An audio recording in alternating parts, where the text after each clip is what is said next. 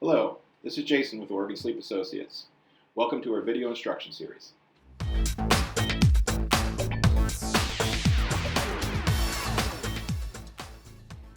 Alright, today we're going to be going over the 3B Luna 2 Auto CPAP machine and the initial setup of the device.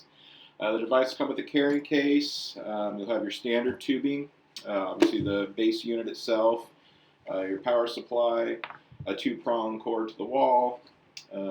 With the device, you're going to have a water chamber for your heated humidifier. Heated humidification helps prevent dryness that can be associated with using CPAP and auto CPAP. The water chamber for the humidifier, it is recommended to use distilled water. It is okay if you do not use distilled, but using distilled water will prolong the life of your water chamber by decreasing the amount of calcium deposits that can be associated with tap water. For filling up the chamber, small lip on the front, very simple. It has a max fill line on the front. It is recommended to dump out the water in the morning and then fill up.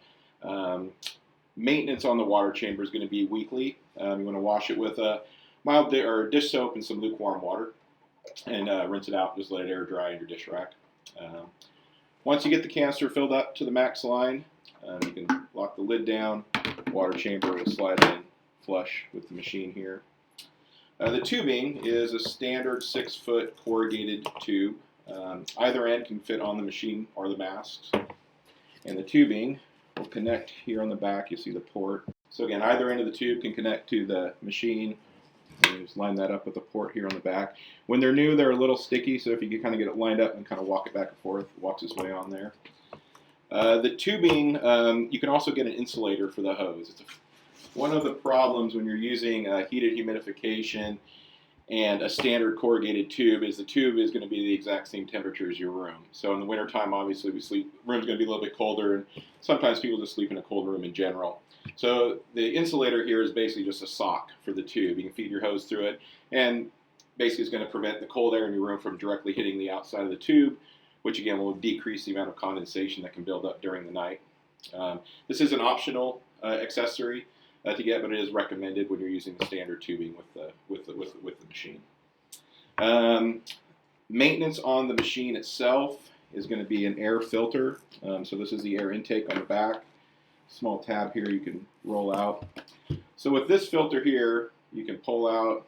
Recommended to rinse it out weekly, just some lukewarm water. Don't need to use soap, just some lukewarm water, rinse it out. The machine actually comes with a backup filter. So it can be, a lot of patients, what they'll do is when they're having rinsed the one, let it dry, just go ahead and put the other one in the machine and just alternate weekly on the filters. The filters itself, replacing, you're going to want to do that every 6 months or so. And again, the filter is just going to fit back into the cap for the air intake. And then again, that's just going to connect right here to the back of the machine. Also with the tubing, it's recommended to do that maintenance once a week as well. Rinse it with some soapy water. You can disconnect it from the unit. Easy way to do it. Do it at your kitchen sink. Hold both ends together, a few drops of some dish soap, and then fill up the dip of the tube with some lukewarm water. Then plug the ends and just kind of slosh it back and forth a couple times. And then you can dump it out, snake it up in the sink, and then turn the hot water on.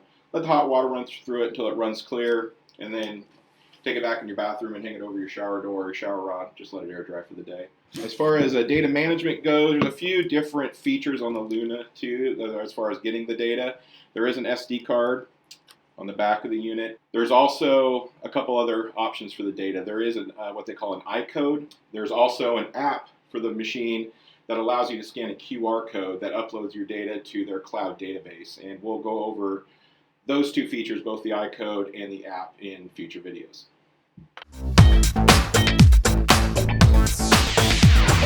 Thank you for watching. We hope this video helps you understand your CPAP better so you can get better sleep and better health.